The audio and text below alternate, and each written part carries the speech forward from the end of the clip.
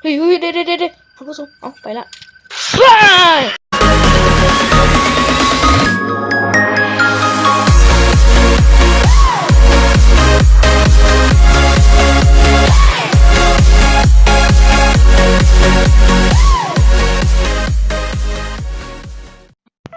กับสบายดีคุณผู้ชมทุกท่านเนาะวันนี้เรามาอยู่ในรายการ STA Channel Set TV เนาะเรามาเล่นเกมไฟใน Infinity เนาะเฮ้ยตานะไปดูกันนะเล่นเนี่ยเขาเล่นแต่3 ตาก็พอเนาะ ข้าพเจ้าอยู่คนเดียวได้เนี่ยบ่มีหมู่แล้วถ้าเขากดตัวทางถึงเนี่ยใช่ไหมมันก็ที่เบิ่งคลิปนี้ก็อย่าลืมกดไลค์กดแชร์กด Subscribe เนาะตาเห็นบ่คุณผู้ชมเห็นบ่ตาหันมันเป็นดีบ่โอ้แต่ย่าน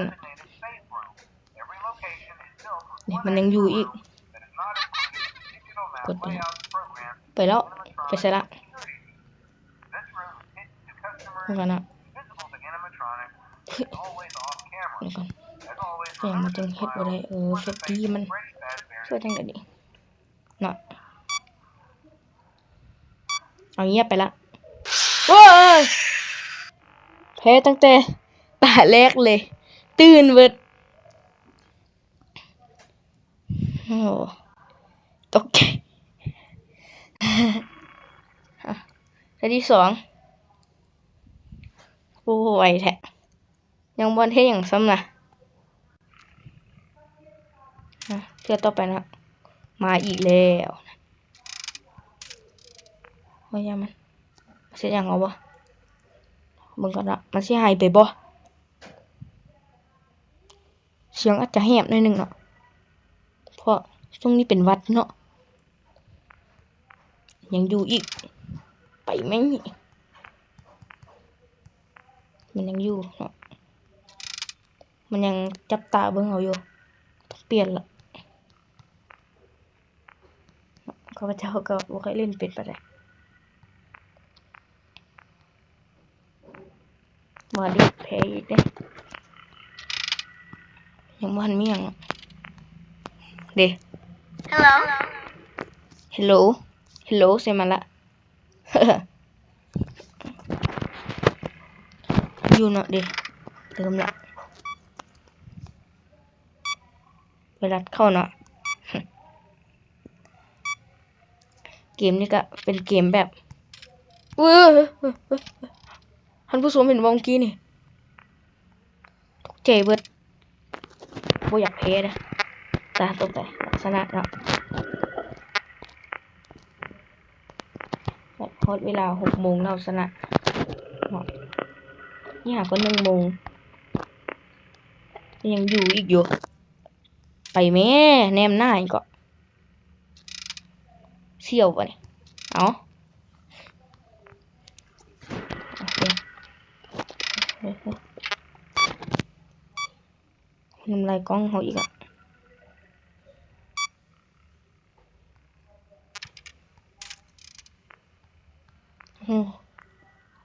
ตายแล้วถึกหลอกอีกเด้ว่าดิเฝ้าแพ้ได้ตานี่มันละตาละไปละเฮ้ยเด้ตัวบึงงี้โหไม่ใช่ยังชมเห็นเนาะเดี๋ยวมันอยู่นี่นี่เนาะที่เห็นก็เห็นอยู่เนาะนี่อยู่นี่เอาอีกละเอาละ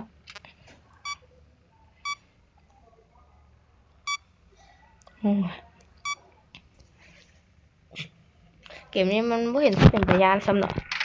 มันมีแต่เห็นให้เราตกใจซื้อกูเป็นพยานไม่ได้หน่อยเดียวฮะเฮ้ยไปละเมื่อกี้นี่เห็นอยู่เนาะมาพร้อมกันกูต้องกดสอบก่อน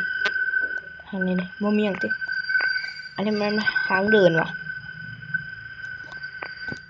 ตัวท่อระบายอากาศก็บ่แน่ใจเนาะ บ่เป็นตาย้านแต่เฮ็ดให้ตกใจเทื่อสุดท้ายเนาะบ่เป็นตาย้านเต้นให้ตกใจว่าซั่นเด้ มาทดสอบอีกแล้วอีกแล้วเห็นแบบอยู่นะอันนี้ก็ข้าพเจ้าก็เคยเห็นอยู่มันลอดเข้ามาบนนี้นี่อันนี้ภาค3มันบ่มีใส่อย่างใส่หน้ากากภาค3นะ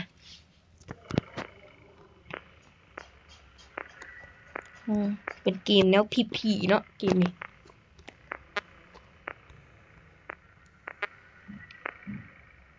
มันกันก็สอบเบิ่งแต่ละห้องว่ามีหยังวะ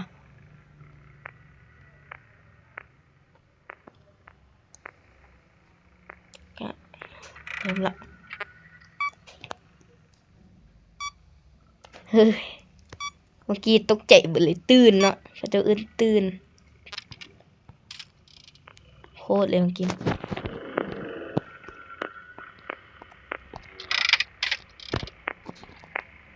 ดิไม้กับตานี่เห็นบ่นี่ผู้ชมเห็นบ่นี่นะจับเบิ่งมันดีๆโอ้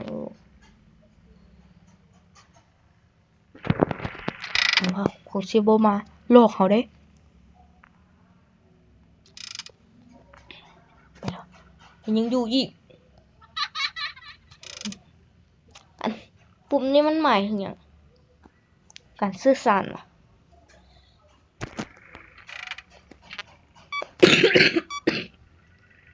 ขออภัยเนาะ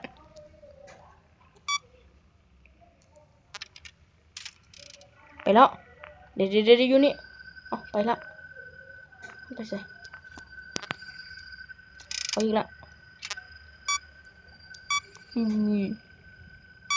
เดี๋ยวมันก็แผลแล้วครับเบิ้งเฮ้ยเดี๋ยวท่านผู้ชมไปละตกใจเนี่ยยังอยู่เขายังมันเฮ้ยได้อยู่หลังหน้าท่านผู้ชมเห็นบ่หันข้างหน้าเขาเลยเขายังคือบ่เห็นหยังเนาะถ้าเอาเบิ่งกล้องวงจรเลยกดสอบเบิ่งนี่มันอาจจะพุ่มเข้ามาแล้วอีกครั้งหนึ่งได้แนมไงเดี๋ยวไปละ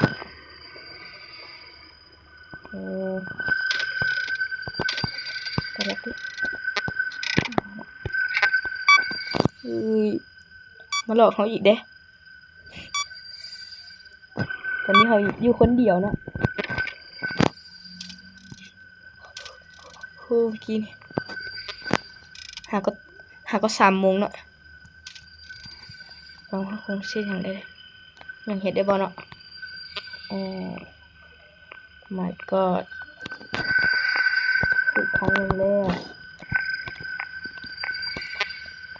อันนี้เขายังมันเห็นที่บ่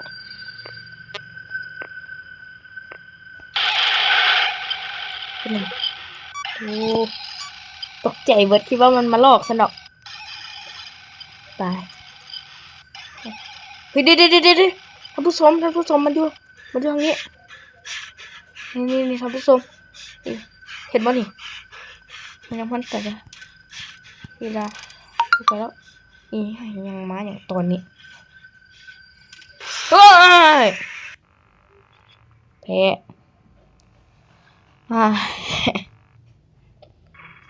สำหรับใครที่เบิ่งคลิปนี้เนาะอย่าลืมกดไลค์กดแชร์กด Subscribe เนาะเพื่อจะได้บ่พลาดคลิปใหม่ๆกันเนาะสำหรับวันนี้ก็ขอตัวลาไปก่อนเนาะ